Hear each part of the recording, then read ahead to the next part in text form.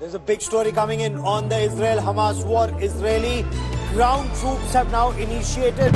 खबर आ रही है, इजराइल ने गाजा पर बहुत बड़ा हमला बोला है। हवाई हमले में 400 लोगों की मौत की खबर है। एयर स्ट्राइक का वीडियो भी सामने आया है। बड़ी खबर इस वक्त की इजराइल का गाजा पट्टी पर बड़ा हमला। खबर आ रही है स्ट्राइक में 44 लोगों की मौत। The Israeli military says it has begun a new ground operation in Rafah, southern Gaza.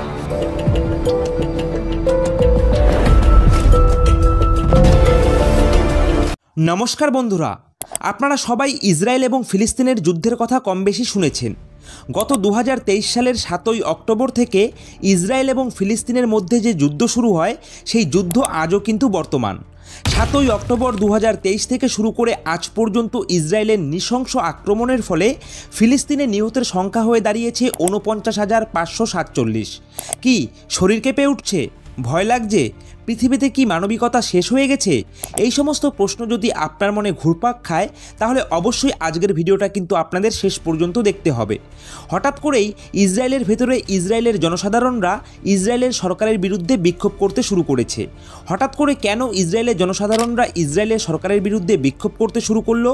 কেন ইসরায়েলের জনসাধারণরা ইসরায়েলের সরকারের নীতিকে মানতে পারছে না? গত 20 ফেব্রুয়ারি 2025 থেকে ফিলিস্তিন এবং ইসরায়েলের মধ্যে যুদ্ধবিরতি ঘোষণা করা হয়েছিল। এতে করে ফিলিস্তিনের গাজা উপত্যকার জনসাধারণরা একটু স্বস্তির নিঃশ্বাস খুঁজে পেয়ে তাদের ধ্বংস হয়ে যাওয়া এলাকাতে ধীরে ধীরে ফিরতে শুরু করছিলেন। তার উপর চলছিল পবিত্র রমজান মাস, কিন্তু সমস্ত যুদ্ধবিরতি লঙ্ঘন করে ফজরের নামাজের আগেই আবার গাজা উপত্যকায় গত 18ই মার্চ 2025 থেকে ভয়ঙ্কর হামলা চালাতে শুরু করে ইসরায়েলের সেনাবাহিনী। কিন্তু প্রশ্ন হলো, কেন যুদ্ধবিরতি লঙ্ঘন করে সকল দেশের নীতিকে অমান্য করে আবারও গাজা উপত্যকায় হামলা চালালো ইসরায়েল? কেন ইসরায়েলের ভেতরে লাখো লাখো ইসরায়েল জনসাধারণরা ইসরায়েলের বিরুদ্ধে আন্দোলন করতে শুরু করেছে? নতুন করে আবার এই হামলা নিয়ে ইসরায়েলের প্রধানমন্ত্রী বেঞ্জামিন নেতানিয়াহু কেন বললেন যে এই তো সবে শুরু, আক্রমণ আরও বাড়বে? তাহলে গাজা উপত্যকায় কি আবারও শিশুদের পিতামাতা হারানোর আর্তনাদ শোনা যাবে? বৃদ্ধ মানুষের করুণ আর্জি শুনে আবারও কি বিশ্ববাসীর চোখে জল আসবে? মহিলাদের চোখে বেদনা ভরা করুণ আক্ষেপ গুঞ্জিত হবে কি গোটা ফিলিস্তিন জুড়ে, নাকি কাহিনী মোচন নেবে অন্য কোনো দিকে? তো চলুন সবটা বিস্তারিতভাবে জেনে নিই আজকের এই ভিডিওতে। তার আগে আপনাদের প্রত্যেকের কাছে একটা রিকোয়েস্ট, অবশ্যই আপনারা ভিডিওটিতে একটি লাইক করে দেবেন। আর আপনারা যদি আমাদের এই নিউজ জিওপলিটিক্স ইউটিউব চ্যানেলে নতুন হয়ে থাকেন তাহলে অবশ্যই চ্যানেলটিকে সাবস্ক্রাইব করে দিয়ে পাশে থাকা বেল আইকনটিকে বাজিয়ে দেবেন। ভিডিওটিতে লাইক করবার জন্য আপনাদের প্রত্যেককে অসংখ্য অসংখ্য ধন্যবাদ। তো চলুন সবটা শুরু থেকে শুরু করা যাক। তো বন্ধুরা দেখুন, আপনারা ইসরায়েল এবং ফিলিস্তিনের যুদ্ধের বিষয়ে কম বেশি প্রত্যেকেই অবগত রয়েছেন যে কিভাবে এই দুই দেশের যুদ্ধ শুরু হয়েছে। তবে আজকের ভিডিওর শুরুতেই আমি সংক্ষেপে আপনাদের একটু ইসরায়েল এবং ফিলিস্তিন যুদ্ধের উৎপত্তিটা একটু হালকা করে আপনাদের জানিয়ে রাখি, তাহলে আপনাদের বুঝতে সুবিধা হবে। দেখুন, হামাস এবং ইসরায়েলের মধ্যে ছোটোখাটো যুদ্ধ কিন্তু অনেক দিন আগে থেকেই হয়ে আসছিল, কিন্তু এই মুহূর্ত পর্যন্ত যে যুদ্ধ চলছে এই নিষ্ঠুর যুদ্ধের আরম্ভ হয় ইসরায়েলে অনুষ্ঠিত একটি মিউজিক ফেস্টিভ্যালকে ঘিরে। আর এই যুদ্ধ শুরু হবার আসল কারণ হলো 2021 সালে ইসরায়েল এবং হামাসের মধ্যে যে লড়াই হয়েছিল সেটাই কিন্তু মূল কারণ। আর এই বিষয়টা হামাসের যিনি লিডার ছিলেন তিনি অডিও রেকর্ডের মাধ্যমে কনফার্ম করেছেন। 2021 সালের যে লড়াইটা হয়েছিল এটা এতটা পরিমাণে বিস্তৃতি লাভ করেছিল, যেদিন এই লড়াইটা শুরু হয়েছিল সেদিনই কিন্তু 2023 সালের 7ই অক্টোবর হামলার প্ল্যান হয়ে গিয়েছিল হামাস গোষ্ঠীদের মধ্যে। আর এই পুরো হামলার প্ল্যানটা করেছিলেন হামাস গোষ্ঠীর আল কাসাম ব্রিগেডের লিডার মোহাম্মদ ডেইফ। এই প্ল্যানে মোহাম্মদ ডেইফকে সহযোগিতা করেছিলেন ইয়া সিনওয়ার, যিনি গাজার ভেতরে হামাসের লিডার হিসাবে কাজ করছিলেন। পাশাপাশি সহযোগিতা করেছিলেন হামাসের চিফ ইসমাইল হানি। এই তিনজন মিলে ইসরায়েলে পুরো হামলার ছক কষেছিলেন। আপনাদের জানিয়ে রাখা ভালো, এই তিনজনকেই কিন্তু পুরো বিশ্ব আতঙ্কবাদী হিসাবে ঘোষণা করে রেখেছিল। এই তিনজনের মধ্যে মোহাম্মদ ডেইফ ছিলেন সবথেকে ভয়ঙ্কর। ডেইফ তাকে এই কারণে বলা হতো কারণ আরবিক ভাষায় ডেইফ শব্দের অর্থ হলো অতিথি। অতিথি তাকে এই কারণেই বলা হতো কারণ পৃথিবীর কোথাও এই মোহাম্মদ ডেইফ 2 ঘন্টার বেশি অবস্থান করতেন না। পৃথিবীর মোস্ট ওয়ান্টেডদের তালিকায় এই মোহাম্মদ ডেইফ ছিলেন একজন। 5 থেকে 7 বার এই ডেইফের ওপরে কিন্তু আক্রমণ চালানো হয়েছে। 2014 সালে একবার আক্রমণ করা হয় এই ডেইফের ওপরে, যেখানে তার স্ত্রী, ছেলে, মেয়ে সকলেই কিন্তু মারা যায়। যায়, কিন্তু এই মোহাম্মদ ডেইভ প্রাণে বেঁচে পালিয়ে যায়। 7 বার আক্রমণ হওয়ার ফলে মোহাম্মদ ডেইভের একটি চোখ, একটি হাত এবং একটি পা পুরোপুরিভাবে কিন্তু বিকল হয়ে পড়ে। বিভিন্ন রিপোর্ট অনুযায়ী এই মোহাম্মদ ডেইভ গাজার ভেতরে যে সমস্ত টানেলগুলি রয়েছে সেখানে আত্মগোপন করে থাকেন। এমনকি এই মোহাম্মদ ডেইভের আজ পর্যন্ত একটি ছাড়া দ্বিতীয় আর কোনো ছবি পৃথিবীর ইতিহাসে প্রকাশ পায়নি। তো যাই হোক, 2023 সালের 7ই অক্টোবর ইসরায়েলের ওপর যে হামলাটা হয় তার পুরো মাস্টার প্ল্যান করে কিন্তু এই 3 জন, আর পুরো হামলাটির নাম দিয়েছিলেন অপারেশন আল আকসা ফ্লড। এবার বলি যে কিভাবে তারা এই হামলাটি সংগঠিত করেছিল।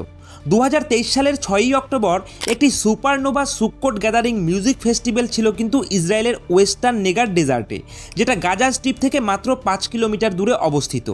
যদিও এই ফেস্টিভ্যালটি সাদার্ন ইসরায়েলের সিমচট টোরাতে হওয়ার কথা ছিল, কিন্তু ভাগ্যের পরিহাস সেখানে অলরেডি একটি ফেস্টিভ্যাল চলছিল।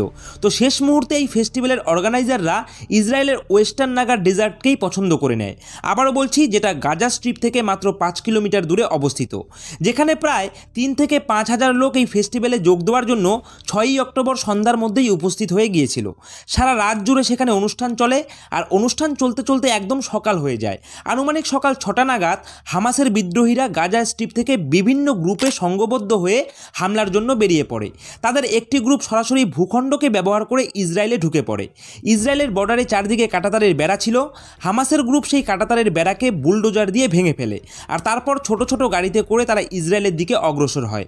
আর একই সময়ে আরেকটি গ্রুপ জলপথ ব্যবহার করে ইসরায়েলের ভেতরে ঢুকে ক্রমাগত অগ্রসর হতে শুরু করে। আর তৃতীয় গ্রুপটি আকাশপথে প্যারাগ্লাইডিংয়ের সাহায্য নিয়ে মিউজিক ফেস্টিভ্যালের দিকে অগ্রসর হয়। আর অ্যাট দ্য সেম টাইম তাদের আরেকটি গ্রুপ মিসাইল নিয়ে তৈরি ছিল গাজা স্ট্রিপে, কারণ যখন হামলা শুরু হবে ঠিক সেই মুহূর্তে তারা প্রচুর পরিমাণে মিসাইল নিক্ষেপ করবে ইসরায়েলের দিকে। এবং এটাও আপনাদেরকে জানিয়ে রাখা ভালো, একসঙ্গে প্রায় 5,000 মিসাইল ছুড়েছিল ইসরায়েলের দিকে এই হামাস গোষ্ঠীরা। তো যাই হোক, 7ই অক্টোবর 2023 সকাল আনুমানিক 6:30 নাগাদ এই হামলা পুরো কদমে শুরু হয়ে যায়। আর আনুমানিক সকাল 7টার দিকে গাজা স্ট্রিপ এবং ইসরায়েলের বর্ডার এরিয়া যেগুলি রয়েছে, যেমন নাহাল, হোলিট, নিরোজ, নেটিভ, বেইরি এবং কাফরাজা, এই সমস্ত জায়গাগুলোতে প্রবেশ করে হামাস বিদ্রোহীরা। এবং সামনে যাদেরকে পায়, শিশু, মহিলা, বৃদ্ধা, তাদেরকে উদ্দেশ্য করে এলোপাথারি গুলিবর্ষণ করতে শুরু করে। পুরোদস্তুর আক্রমণ শুরু হয়ে যাওয়ার পরপরই মোহাম্মদ ডেইভ একটি অডিও রেকর্ড প্রকাশ করেন। ظل هذه الجرائم المتواصلة بحق أهلنا وشعبنا وفي ظل عربدة الاحتلال। আর এর পাশাপাশি যেখানে ফেস্টিভ্যাল চলছিল সেখানে প্যারাগ্লাইডিংয়ের সাহায্য নিয়ে হামাস বিদ্রোহীরা পৌঁছে যায়। বিভিন্ন বিশেষজ্ঞদের মতে সেখানে অনেক জোরে মিউজিক সিস্টেম চলছিল, সেই আওয়াজকে কেন্দ্র করে সেখানে তারা পৌঁছে যায়। আবার অনেক বিশেষজ্ঞরা মনে করেন হামাসের কাছে আগে থেকেই এই বিষয়ে ইনপুট ছিল, তাই তারা সেখানে পৌঁছে যায় তাদের লিডারের নির্দেশ অনুযায়ী। তো সেখানে প্রোগ্রাম চলতে চলতে সকাল হয়ে যায় এবং আনুমানিক যখন 7টা বাজে তখন ইসরায়েলের ভেতরে সাইরেন বাজতে শুরু করে। যখন বিভিন্ন রকেট কিংবা মিসাইল ইসরায়েলের দিকে ধেয়ে আসে তখন অটোমেটিক ইসরায়েলের সাইরেন বাজতে শুরু করে। তো এই সাইরেনের আওয়াজ শুনে অনেকেই ভেবেছিল এটা ফেস্টিভ্যালের একটা অংশ, কিন্তু তারপরেই তারা দেখতে পায় প্যারাগ্লাইডিংয়ের মাধ্যমে বেশ কিছু লোক নিচের দিকে নামছে এবং কিছু বুঝে ওঠার আগেই বিদ্রোহীরা নিচে নেমে এলোপাথারি ফায়ারিং করতে শুরু করে। সম্পূর্ণ একটি ফাঁকা জায়গাতে এই অনুষ্ঠানটি সংগঠিত হচ্ছিল। তো যেহেতু ফাঁকা জায়গা ছিল তাই সকল জনসাধারণরা ফাঁকা জায়গাতেই পালাতে শুরু করে, আর পেছন দিক থেকে হামাস বিদ্রোহীরা এলোপাথারি গুলিবর্ষণ শুরু করে। আর সেই ঘটনাস্থলেই 260 জন নিহত হন, আর 130 জনকে বিদ্রোহীরা অপহরণ করে গাজাতে নিয়ে যায়। কারণ বিদ্রোহীরা ভেবেছিল গাজার কিছু লোক ইসরায়েলের জেলে বন্দী আছে, তাই তারা কিছু লোককে গাজাতে তুলে নিয়ে পণবন্দি করে শর্ত আরোপ করবে ইসরায়েলের ওপর যে তাদের সঙ্গীদের ছেড়ে দিলে তারাও ইসরায়েলের নাগরিকদের ছেড়ে দেবে। কিন্তু তারপর সকাল 8:34 ইসরায়েল হামাসের বিরুদ্ধে কাউন্টার অ্যাটাক শুরু করে, আর ঠিক তার 2 ঘন্টা পর সকাল 10:47 ইসরায়েলের এয়ারফোর্স গাজাতে অ্যাটাক করা শুরু করে। রিপোর্ট অনুযায়ী কমপক্ষে 1200টি মিসাইল গাজার ওপর নিক্ষেপ করা হয়। তার একটু পরেই সকাল 11:35 ইসরায়েলের প্রধানমন্ত্রী বেঞ্জামিন নেতানিয়াহু টুইটার হ্যান্ডেলে একটি পোস্ট করে জানিয়ে দেয় যে ইসরায়েল এবং ফিলিস্তিনের মধ্যে সম্পূর্ণরূপে যুদ্ধ শুরু হয়ে গেছে। আর তার 1 ঘন্টা পরেই ইসরায়েলের সেনাবাহিনী ইসরায়েলের ভেতরে থাকা যে সমস্ত হামাস বিদ্রোহীরা ছিলেন তাদেরকে খুঁজে খুঁজে বের করে খতম করতে শুরু করে। আর দেখতে দেখতে 9ই অক্টোবর 2023 তারিখে ইসরায়েল গাজা স্ট্রিপের চারদিক ব্লক করে দিয়ে গাজায় জল ব্যবস্থা, ইলেকট্রিসিটি, ফুড সাপ্লাই সব কিছু বন্ধ করে দেয়। আর আজ পর্যন্ত সেই যুদ্ধের আক্রমণ কিন্তু কমেনি, বরং গাজার ওপর আক্রমণ দিনের পর দিন দিন বেড়েই চলেছে। আক্রমণ কি ভয়ঙ্কর রূপে হয়েছে সেটা আপনারা এই তথ্যটা দেখলেই আন্দাজ করতে পারবেন যে আজ পর্যন্ত ইসরায়েলের আক্রমণে ফিলিস্তিনের গাজা উপত্যকায় নিহতের সংখ্যা হয়ে দাঁড়িয়েছে 49,547। তো এবার কোটি টাকার প্রশ্ন হলো, ইসরায়েলের ভেতরে ইসরায়েলের নাগরিকরা কেন ইসরায়েল সরকারের বিরুদ্ধে বিক্ষোভ সমাবেশ করছে? দেখুন, রিপোর্ট বলছে ফিলিস্তিনের গাজায় নতুন করে হামলা শুরু হওয়ার পর থেকেই ইসরায়েলের প্রধানমন্ত্রী বেঞ্জামিন নেতানিয়াহুর বিরুদ্ধে ইসরায়েলের তীব্র বিক্ষোভ শুরু করেছে ইসরায়েলের জনসাধারণরা। বিক্ষোভকারীদের অভিযোগ, গাজায় হামলা অব্যাহত রেখে নেতানিয়াহুর রাজনৈতিক উদ্দেশ্য হাসিল করতে চাইছেন। ইসরায়েলের জনসাধারণদের বক্তব্য, ইসরায়েল যেভাবে ফিলিস্তিনে গাজা উপত্যকার ওপর হামলা চালিয়েছে তাতে করে গাজার বহু নিরীহ জনসাধারণরা নিহত হয়েছেন। এই মুহূর্তে ইসরায়েল যেন যুদ্ধবিরতি ঘোষণা করে ইসরায়েলের যে সমস্ত জনসাধারণরা গাজাতে হামাসের কাছে পণবন্দী হয়ে রয়েছেন তাদেরকে যেন ছাড়িয়ে নিয়ে আসা হয়। সেই কথা অনুযায়ী এবং বিশ্বের তাবর তাবর লিডারদের কথা মেনে ইসরায়েল কিন্তু গত 20 ফেব্রুয়ারি 2025 তারিখে হামাসের সাথে বৈঠক করে যুদ্ধবিরতি ঘোষণা করে। এতে করে গাজার জনসাধারণরা কিছুটা স্বস্তির নিঃশ্বাস ফেলে এবং ধ্বংস হয়ে যাওয়া তাদের বাড়িঘরের দিকে ধীরে ধীরে ফিরতেও শুরু করে। আর এই মাস চলছে পবিত্র রমজানের মাস। গত 18ই মার্চ সমস্ত ব্যথা বেদনা ভুলে গিয়ে গাজা উপত্যকাবাসীরা পবিত্র রমজানের রোজার উপোস ভাঙার সময় হঠাৎ করেই ইসরায়েলের তরফ থেকে আবার ভয়ঙ্করভাবে হামলা চালানো হয় ফিলিস্তিনের গাজা উপত্যকায়। এতেই ক্ষোভে ফেটে পড়েন ইসরায়েলের জনসাধারণরা। ব্রাদার্স ইন আর্মস আন্দোলনের প্রধান নির্বাহী ইতান হার্জেল বলেন, নেতানিয়াহু এখন নিজেকে রক্ষা করার জন্য ইসরায়েলের জনসাধারণকে বিরক্ত করবে। এমন বিষয়গুলি থেকে নজর অন্যদিকে সরানোর জন্য আবারও যুদ্ধ শুরু করেছে নেতানিয়াহু। সরকার সম্ভাব্য সব পর্যায়ে সব ধরনের বৈধতা হারিয়েছে, তারা ব্যর্থ হচ্ছে। গত বুধবার থেকে হাজার হাজার মানুষ জেরুজালেমে নেতানিয়াহুর সরকারি বাসভবনের কাছের সড়কগুলিতে অবস্থান নেয়। তাদের অনেকের হাতেই ছিল পতাকা এবং গাজায় এখনও জিম্মি থাকা মানুষদের সমর্থনে লেখা স্লোগান সংবলিত প্ল্যাকার্ড। ইসরায়েলি হামলায় গত 18ই মার্চ মঙ্গলবার থেকে শুরু করে গত 20 মার্চ বৃহস্পতিবার পর্যন্ত 506 জন নিহত হয়েছেন। এদের মধ্যে অন্তত 200 জন শিশু রয়েছে। গাজার স্বাস্থ্য মন্ত্রণালয়ের বরাত দিয়ে এ খবর জানিয়েছেন আল জাজিরা নামে একটি সংবাদ মাধ্যম। যদিও এর আগে গাজার স্বাস্থ্য মন্ত্রণালয়ের মুখপাত্র খলিল আল ডাকরানকে উদ্ধৃত করে 710 জনের মৃত্যুর খবর দিয়েছিল এই সংবাদ মাধ্যমটি। গত বৃহস্পতিবার গাজার স্বাস্থ্য মন্ত্রণালয়ের এক বিবৃতিতে বলা হয়েছে, গত মঙ্গলবার ভোর থেকে ইসরায়েলি হামলায় 200 জন শিশুসহ 506 জন নিহত হয়েছেন। আর এই হামলায় 909 জন আহত হয়েছেন।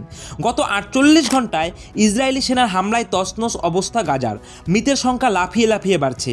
শত শত ফিলিস্তিনির মৃত্যুর সাক্ষী কিন্তু এই গাজা উপত্যকা। আর এই হামলা নিয়ে এবার মুখ খুলেছেন ইসরায়েলের প্রধানমন্ত্রী বেঞ্জামিন নেতানিয়াহু। তিনি বলেছেন, এই তো সবে শুরু। এক অনুষ্ঠানে যোগ দিয়ে নেতানিয়াহু জানান, হামাসের ওপর আক্রমণ ক্রমশই জোরদার করবে ইসরায়েল। যুদ্ধবিরতি নিয়ে আলোচনার জন্য ইসরায়েল আক্রমণ কখনো থামাবে না। তার কথায়, গত 24 ঘন্টায় ফিলিস্তিনপন্থী সশস্ত্র বাহিনী হামাস বুঝতে পেরেছে আমাদের বাহিনী কতটা ওজনদার। আমি বলতে চাই, এটা সবে শুরু। লক্ষ্য পূরণের জন্য আমরা লড়াই চালিয়ে যাব। কি কি লক্ষ্য নিয়েছেন বেঞ্জামিন নেতানিয়াহু তাও কিন্তু তিনি ব্যাখ্যা করে জানিয়েছেন।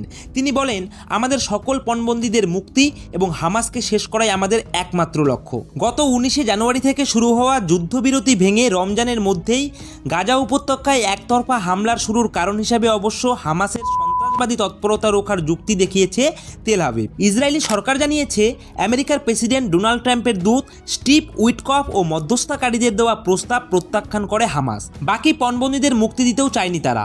আর তার জবাব দিতেই এই হামলা চালিয়েছে বলে জানিয়েছে কিন্তু ইসরায়েল সরকার। নেতানিয়াহুর দাবি, যুদ্ধবিরতি নিয়ে দ্বিতীয় পর্যায়ের বৈঠক ভেস্তে যাওয়ার মূলেই রয়েছে হামাস বাহিনী। তো এই সমস্ত কারণেই কিন্তু ইসরায়েলের জনসাধারণরা জেরুজালেমের রাস্তায় নেমে বিক্ষোভ সমাবেশ করছে।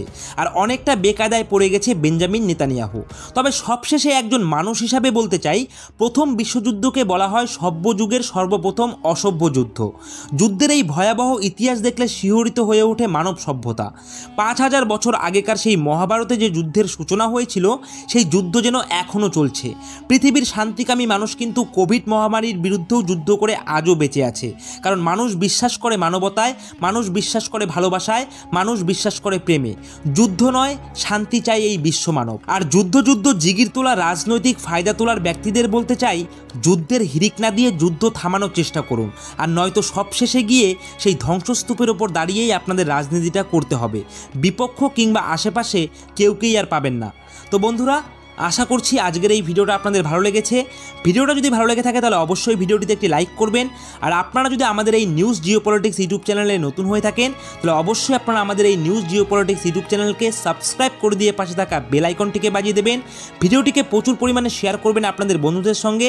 তো বন্ধুরা, আজকের ভিডিওটা এখানেই শেষ করছি। জয় হিন্দ, জয় ভারত।